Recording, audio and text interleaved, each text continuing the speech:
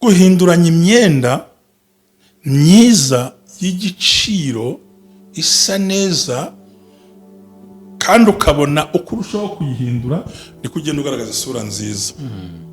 Bivuze iki? Status yawe irahindutse, yego, izina rye rigiye kumenyekana, kandi ntabwo ari izina ryawe bwite, ubwo ni rya business yawe. Yego. Icya kane ni ukurota uterera umusozi kandi ukawurangiza utanyereye. Biravuze ngo ufite intsinzi mu kazi kawe kandi n'ibibazo biri muri ako kazi ukora ugiye kubirangiza nta muntu n'umwe ugizemo uruhare. Yego. Ugiye kubirangiza kandi bikemuke nta muntu ubigizemo uruhare kandi bize kugenda neza. Icya gatanu, kubona wari ugiye guterera ama esikariye ukabona umuntu akugayidinza kujyanye muri lift cyangwa esanseri akaguhindurira icyerekezo. Bivuze ngo mu buzima bwawe hari umuntu Imana izanye ugiye gufasha kugera ku kintu cyawe vuba byihuse.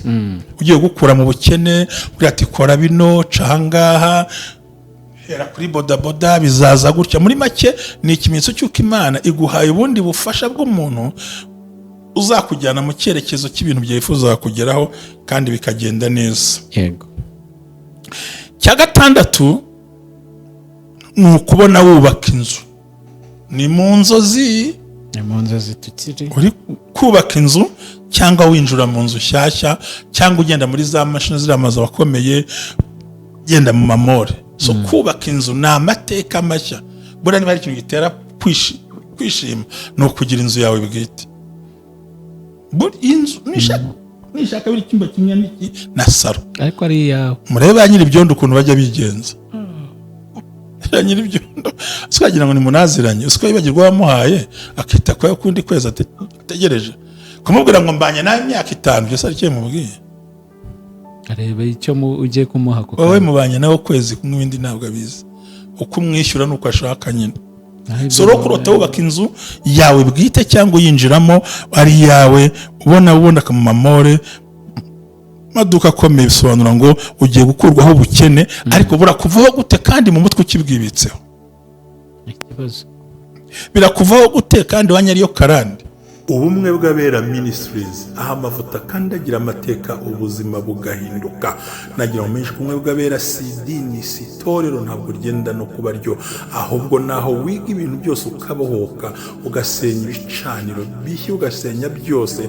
Ariyo mpamvu twabategura ikiganiro gitambuka buri mugoroba kivuga ngo mwanira bawe, mwanira busize, siga umurage muzima, siga umurage ukwiriye imbere y'abantu, imbere y'Imana n'imbere y'igihugu. Oh, hallelujah, hallelujah. Building an everlasting legacy. Sigira bawe umuco muzima, bakorere baraga ibyiza bazakira, kuko niyo mahitamo meza. Senya ibicaniro bya karande, senya ibicaniro by'uburyo bwose, maze wubaka ubuzima bw'ahazaza h'abana bawe. Banira n'abawe, bamenye kubana n'abandi, kubana mu gihugu neza, kubana n'itorero neza, no guhindura imyumvire. Siga umurage ukwiye, nibwo butwari. Amina. Suze nkwifurize kugira ibihe byiza dukurikiye aho uherereye hose. Ni kumwe bw'abera ministries, amavuta kandi agira amateka ubuzima bugahinduka. Tugarutse nanone muri cya kiganiro mumaze kumenyera cyane mugoroba cyitwa Build an Everlasting Legacy cyangwa nkwanira abawe. Mushumba wiriwe gute? Nizere kumeze neza. Niriwe neza, ndashima Imana, kandi Imana iri mu ruhande rwanjye nkuko nawe iri mu ruhande rwawe, kandi Uwiteka aradukunda mu buryo bukomeye. Nibwira ko kuri uyu munsi wo kuwa kane Imana irimo ikora ibitangaza bidasanzwe. Numvaga nifuza ko ntatindiye abantu b'Imana. Turi muri Building an Everlasting Legacy, kunkwanira abaho munsi w'ejo. Twabonye ko by'ukuri kandi batwakire neza gukena twabigizemo uruhare. None uyu munsi ndagira ngo tuganire ku Bakorinto ba kabiri, urwandiko rwa Bakorinto rwa kabiri rwa Bakorinto ibice 9:8. Urupapuro rwa kabiri rwa Bakorinto ibice 9:8 haragira hati: kandi rero Imana ishobora kubasazaho ubuntu bwose, kandi Imana ibasha kubasazaho ubuntu bwose kugira ngo murusheho gukora ibyiza byose, kugira ngo murusheho gukoraho ibyiza byose, mufite ibibahagije muri byose. mufite ibibahagije muri byose. N'uyu murongo nifuzaga ko tuganiraho, ariko tugiye kuganiraho niba ntakugoye warisubiramo nibura cyo bita gusaza bihagije birenze.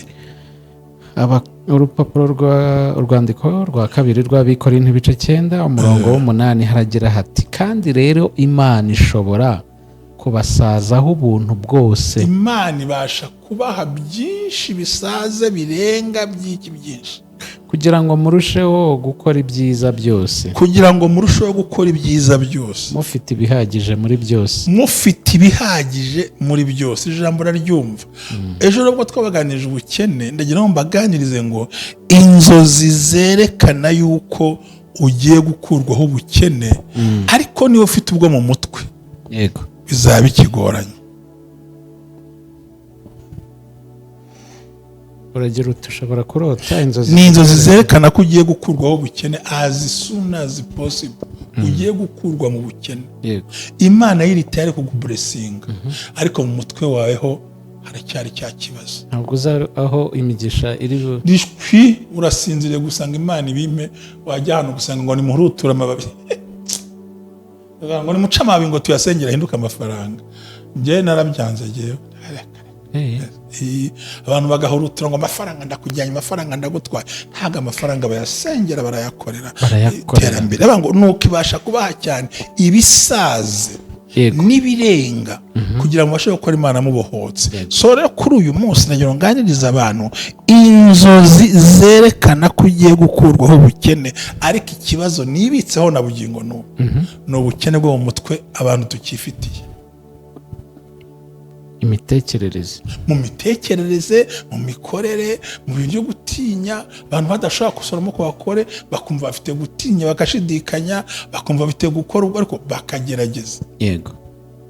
Buriya ngewe mbishingiraho ndeba niba hari ikintu cyigisha kwihangana, ni cano n'urugo.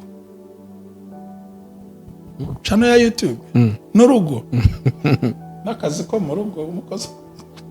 YouTube bisaba kwihangana, utihangana ntago byavamo.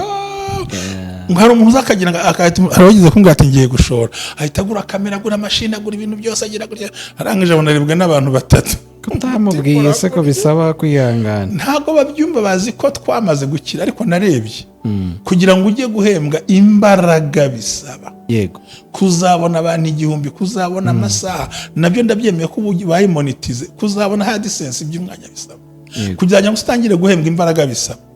Uzi ko ushora nta kibona uzungukamo, itangira kugutunga waranegekaye. Yego. Cyane. Cano abashaka gushinga cano YouTube nababwira iki, ni karibu rwose, ariko bisaba kwihambira jeri biriya.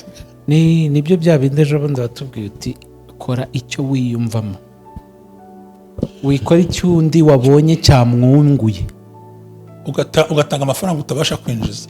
Uravuga uti mushomba cyangwa runaka wundi mbonye ari gukora ibi, ndabona ari guhirwa muri byo, nanjye reka njyemo. Hari igihe nakoraga kwezi bakampa amadolari 27 kandi ayo ntahembwa, kugira ngo nzabona yandi bajya bakata ku misoro, kansaba amezi 4, kandi mu mezi 4 njye nahembye 800. Inzu nayishyuye hafi miliyoni. Urakomeza ariko sincika intege, urakomeza. Ku ruhande ni kwa matiku, ku ruhande bati umupasi ibintu byinshi, ariko njye ndavuga ngo ngomba gufokasinga kino kintu nkakigeraho. Arihangana setaje kaza gushana kibazo. So urumva rero bisaba zambaraga. Ubukene reka nkubwira icyambere, kurota ni kimwe. Yego. Bo sinitsiroreye ngiye buri kwezi njya kwitaba kuri Ecobank da, ariko byasabye iki ubwo? Consistency na patience. Hari igihe namaze kubasabu 3000 mamaraho imyaka 2 hazamuka 1, hazamuka 2, none mbasha kubona mu bitatu mu gihe nifuzaga n'abantu mu ijana. yego so byumvikane ko ni inzozi zituma zerekana ko ugiye gusohoka mu bukene, ariko mu mutwe uracyakennye consistency, uracyakennye purpose. cyo ni cyambere. yego ni ukurota wakira amafaranga menshi kandi ari clean. ni ukuvuga ngo yabonetse mu buryo bwiza. yes, ari adafite icyasha, atari datimani. nuvuga ngo amafaranga atari datimani no yumva afite isuku nyine utakuye handi habi. Ikindi ubona amafaranga, hari ukurota wakira amafaranga menshi ari clean, bisobanura financial favor. akabambiriye bisobanura financial favor. ubwo ni amahirwe mu byo ukora. Icya kabiri, kubona amafaranga menshi ari ahantu harunze bisobanura ko ugiye kuba increased ku bintu bya finance, ugiye kwaguka mu bintu by'amafaranga. Ikindi cya gatatu, guhinduranya imyenda myiza y'igiciro isa neza, kandi ukabona uko urushaho kuyihindura ni kugenda ugaragaza isura nziza. bivuze iki? Status yawe irahindutse, izina rye rigiye kumenyekana, kandi ntabwo ari izina ryawe bwite, ubwo ni rya business yawe. Icya kane ni ukurota uterera umusozi kandi ukawurangiza utanyereye. Biravuze ngo ufite intsinzi mu kazi kawe, kandi n'ibibazo biri muri ako kazi ukora ugiye kubirangiza nta muntu n'umwe ugizemo uruhare. Ugiye kubirangiza kandi bikemuke nta muntu ubigizemo uruhare, kandi bize kugenda neza. Icya gatanu, kubona wari ugiye guterera ama esikariye ukabona umuntu akugayidinza kujyanye muri lift cyangwa esanseri, akaguhindurira icyerekezo. bivuze ngo mu buzima bwawe hari umuntu Imana izanye ugiye gufasha kugera ku kintu cyawe vuba byihuse. ugiye gukura mu bukene, uri ati kora bino, cahangaha, hera kuri bodaboda, bizaza gutya. Muri make ni ikimenyetso cy'uko Imana iguhaye ubundi bufasha bw'umuntu uzakujyana mu cyerekezo cy'ibintu byifuza kugeraho, kandi bikagenda neza. Cya gatandatu ni ukubona wubaka inzu. Ni mu nzozi tukiri uri kubaka inzu, cyangwa winjura mu nzu nshyashya, cyangwa ugenda muri za mashini ziriya amazu akomeye, genda mu mamore. So kubaka inzu ni amateka mashya. Buriya niba ari ikintu gitera kwishima, ni ukugira inzu yawe bwite. Inzu nishaka biri cyumba kimwe n'iki na saro, ariko ari yawe. Murebe ba nyiri ibyondo ukuntu bajya bigenza. Nyiri ibyondo twagira ngo ni munaziranye, usiko yibagirwa wamuhaye akita kwa kundi kwezi ategereje kumubwira ngo mbanye nawe imyaka 5, byose ari cyo mubwiye. Areba icyo ugiye kumuha ko wowe mubanye nawe kwezi kumwe, ibindi ntabwo abizi. Uko umwishyura nuko ashaka nyine. Soro kurota wubaka inzu yawe bwite cyangwa uyinjiramo ari yawe, ubona ku mamore maduka akomeye, bisobanura ngo ugiye gukurwaho ubukene, ariko burakuvaho gute kandi mu mutwe ukibwibitseho? Ikibazo birakuvaho gute kandi wanyariyo karande? Birakuvaho gute kandi utinya kwegera kurusha ubushobozi? Buri gihe yubana n'aburusha ubwenge n'ubushobozi, buri gihe usubira hasi. Gerageza kubana n'abakurusha ubushobozi n'abakurusha imitekerereze kugira ngo uzamuke. Icya karindwi ni ukurota ubona uhabwa imfunguzo, zaba iz'inzu, zaba iz'imodoka, izo arizo zose. Bisobanura ngo ufite opportunity yo kwinjira aho ushaka, kandi ugahirwa, kandi ugatabarwa. Mwanira abawe, kora ibyo ukwiye gukora. Aha rero hakabamo nicyo twita kurota umuntu aguha pen, ikaramu, not pain, ikaramu, pen twandikisha. Yego. Vango there is a new contract, there is a new assignment. hari kontara nshyashya, hari ubundi nshyashya ugiye gusinya, hari urwandiko, hari urugendo, hari kontara inyuzwe kuba warose umuntu aguhereza ikaramu bwayo. Izo nzozi naje kuzirotara ariko mu mutwe hatari hazima nyine nabyo. Oya ni hazima njyewe. Imana iguhe umugisha cyane cyane. Ikindi biramubwiza ukuri ko Urose uhabwa ikaramu pe uba ugiye gusinya kontara iryoshye mu buzima. Iyo ndayisinya y'akazi keza, aya mafaranga wumva uti wa mafaranga wenda guhembwa, ngomba kugasinya pe. Gasinya ugiye kugura ibibanza, ugiye kugura amazu, hanyuma hari ikintu no kurota utwaye imodoka nshya ihenze idapfa kuboneka, kabone nubwo ntayo utunze. Si ngombwa ngo uyirote usanzwe uyifite. Uyifite nawe agomba kurota iri hejuru y'afite. None se utunze vewiti ukarota Karina, wumva utagiye muri nyakatsi. Uba wabyishe. Yes, ngomba gutungana imodoka ihenze. Ikindi kurota utanga amafaranga, uhereza abantu cyangwa useriva abantu ibyo kurya, abantu bafasha, bivuze ngo Imana igiye kuguha ibintu bihagije kandi bikwiriye kandi bisaze, bizatuma nawe wafasha abandi. Iya 10 niyo wakira inkweto nshya uzambara uzishyiramo, bisobanura movement iri positive. Bisobanura ko ibyo ugiye gukora ugiye guhirwa ukabigendamo. Hanyuma rero ngewe ubu kubera akantu k'agasepfu kamfashe ntabwo ndi bugitindemo, ariko buriya yego ukuri kwanjye kuba ari uko. Ubwo ndagira ngo nyine dusoreze kuri rya jambo twasomye. Ni muri byose, reka turisubiramo. Gutegeka kwa Abikorinto ba kabiri 9 umurongo w'8 haragira hati kandi rero Imana ishobora kubasazaho, ubwo ni kubashyiraho cyangwa kubagwirizaho. Yego.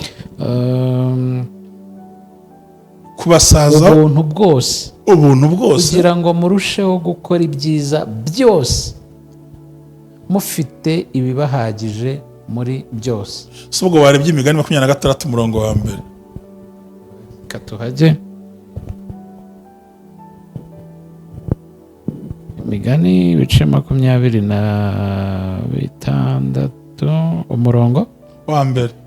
nk'uko urubura rwo mu cyi rudakwiriye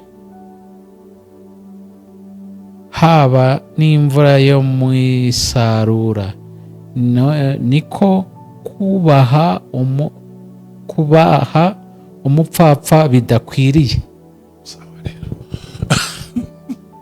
Nk'uko imvura yo mu cyi itagize gute idakwiriye, n'urubura rwo mu cyi rutagize gute utakwiriye, nako kubaha umupfapfa bimeze. Ubupfapfa rero ni uburi mu muntu imbere, iva mu bupfapfa bwawe. None se ubundi imvura yo mu cyi irakenewe, urubura rwo mu cyi se rurakenewe, kandi ari ibintu ugomba kuma. Ntabwo ari muri sezo.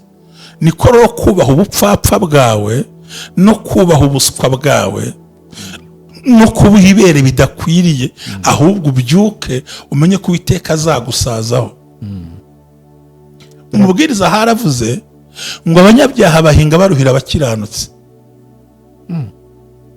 Hari abantu baruhira abandi, banduhira abandi barahari. Ariko iyo ubitse ubupfapfa, buriya genda tuya gusoza ubupfapfa bwa mbere ni ukumva wihagije, udakeneye andi maboko cyangwa undi muntu. Ubupfapfa bwa kabiri kumva nta bitekerezo ukeneye. Ubupfapfa bwa gatatu kutigira ku bandi.